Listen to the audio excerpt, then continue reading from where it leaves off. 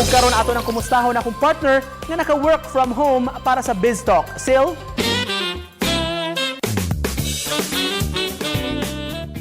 Thank you, partner Nico. Good morning, mga kapuso sa tibuok Central and Eastern Visayas. And of course, ato ang mga kapuso abroad, daghang salamat nga nahimo ng kabahin sa inyong morning routine, ang GMA Regional TV Live. Ug karong higayon na sa ato ang BizTalk segment, bangon-bangon na mga kapuso kay maghisgot kita ug unsa ang mga home workouts na pwede kaayo natong buhaton walay gym equipments nga gikinahanglan. Pwede ra kaayong dinhita sud sa ato ang mga panimay mohimo og home workouts. And of course, mga healthy recipes usab ang idalit sa ato ang GMA artist and actor, vlogger and health enthusiast Jack Roberto. Busa ato nang hinabion si Jack.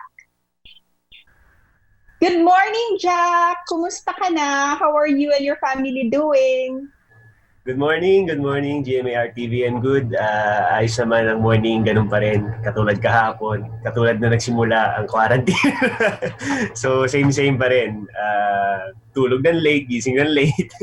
Trying na maging productive, di ba? So, okay naman. Namamanage naman natin yung mga bagay-bagay ngayong ECQ.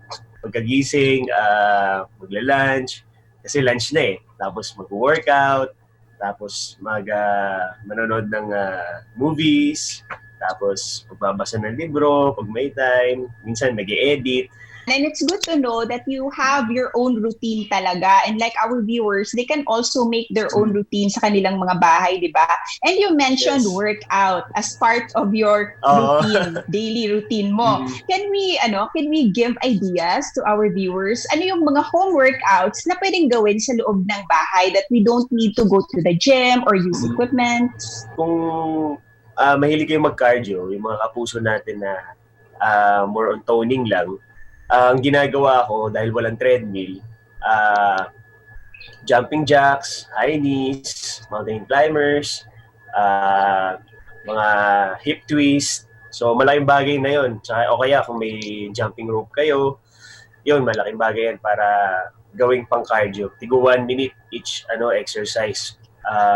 Umabot ka ng ilang set, mga 3 set. Malaking bagay na yun.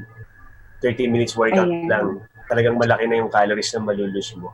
Tapos kung sumubuild ng muscle, push-ups, sit-ups, pull-ups, kung meron kayong mga hagdan na pwedeng sabitan. So, mga crunches, mga lunges. Ayan, eto kasi nagwo-workout ka na daily. And of course, it has to be paired with proper diet. And you've been very generous sa mga vlogs mo kasi you share your healthy recipes with us. Ano yung mga ma-advise mo pa na mga recipes na easy to do, affordable, but of course with nutritional value pa rin? For me kasi, ang pinaka-effective talaga is yung chicken breast na source ng protein. Kasi konti lang yung fats niya, syempre, tanggal na yung skin, kahit na yun yung pinakamasarap, di ba? So, ang pinakamabilis na recipe ko sa kanya is nilalagay ko lang siya sa oven for 20 minutes. Siyempre, nalagyan na natin siya ng condiments and mga konting pampalasa na less calories din. And green salad lang na nilalagyan ko siya ng dressing. Yun na, dinner ko na siya. Kasi pag naka-clean diet, sa morning, mga cereals, sa lunch naman, dun ka mag-red meat or heavy meal. Tapos sa in-between mo, mga nuts lang. Tapos sa dinner, yun na, green salad or chicken breast na may kasamang dressing. And we mentioned na kailangan talaga they complement each other, the diet and the exercise that we do. Pero dito tayo nagkakaproblema sa disiplina. How do you discipline yourself? Paano yung focus na ginagawa para consistent talaga itong diet and exercise? Ako yan yung pinakamahalagang salita, discipline and yung pagiging consistent. Maging consistent lang sa pag-workout. And mararamdaman mo yung strength mo, unti-unti ka nang dumadami na yung push-up mo. So, kailangan tuloy-tuloy lang yung discipline lang sa pagkain. Ayan, thank you for inspiring us to move and to start na our workout routine dito sa bahay. For this time, Jack, let's talk about this other project that you have, Project Rise Up, that you and GMA Artist Center artists are very busy with. Kumusta na ito? Nakaisip kami ng project para makatulong kahit konti sa mga kapuso nating nangangailangan na mapagbigay ng bigas. Ang Healing Hearts ay collaboration ng GMA Kapuso Foundation. So, ang ini-encourage din namin yung mga kapuso natin na willing mag-donate para sa mga kapuso nating kinakapos ngayon. And maliit man yan o malaki, sobrang malaking tulong na yan sa isang pamilyang hindi makapagtrabaho ngayon. You have another project going on. You and Bubble Gang, and of course, Kapuso comedy shows are having an online content for our viewers. Can you share with us ano itong ULOL?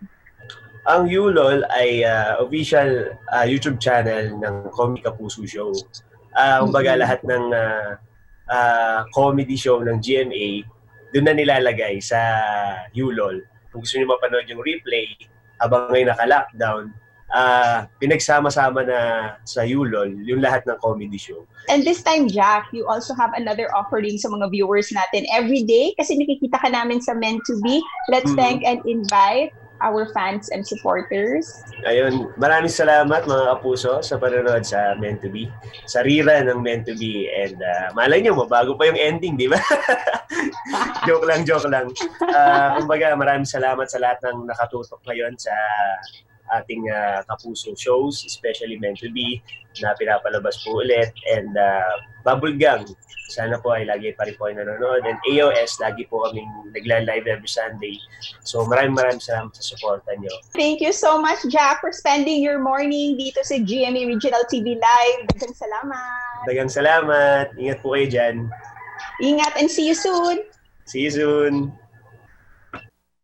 Mga kapuso, sama sa giingon ni Jack Roberto, kinahanglan gayud magpares ang proper diet and regular exercise. Busa mga kapuso, bangon na, lihok na, ug sugdi na ninyo ang pag-workout ug pagkaon ug tarong aron ma-boost ang inyong immune system. And of course, para more good vibes pa, tutok lang gayud dinhi every morning sa GMA Regional TV Live.